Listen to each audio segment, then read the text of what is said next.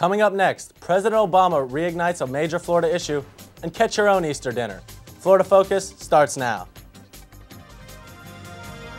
News from the region and from around the state. It's Florida Focus. Good evening. Welcome to Florida Focus. I'm Mike Levine. A big decision today makes environmentalists very unhappy. Audrina Bigos has more in the newsroom. Today, President Obama reversed a ban on oil drilling off U.S. shores. The new policy puts oil and natural gas platforms along the southern Atlantic coastline, parts of Alaska, and the eastern Gulf of Mexico. Under the president's plan, drilling can take place 125 miles from Florida's Gulf coastline if lawmakers allow time to expire. The president said his decision is part of a broader strategy that also expands the production of nuclear power and clean energy sources. However, President Obama's remarks also included energy proposals that are likely to gain praise from environmental groups. Back to you, Mike. A train runs off the tracks at the Port of Tampa.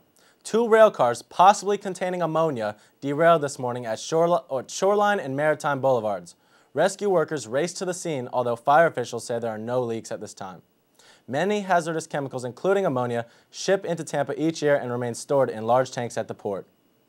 A circle of candles honors the death of a Publix cashier this morning. A Tarpon Springs Publix reopened at 8 a.m. after yesterday's fatal shooting. Greg Janowski was shot and killed by former employee Audrina Roush. Managers fired Roush earlier in the day for threatening other employees, including Janowski. She later returned with a gun and began shooting.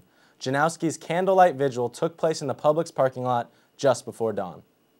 A phony doctor swipes jewelry. This afternoon, an unidentified man entered the International Diamond Center in Clearwater, posing as a doctor wearing scrubs. After examining pieces, the man snatched up several items and ran out of the store.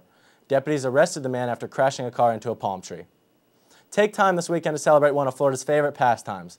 The Florida Fish and Wildlife Conservation Commission will allow both residents and non-residents to fish in freshwater without a license April 3rd and 4th. The Commission hopes the weekend will showcase Florida's natural resources, as well as hook more people on fishing. That's all for Florida Focus. We'll see you tomorrow.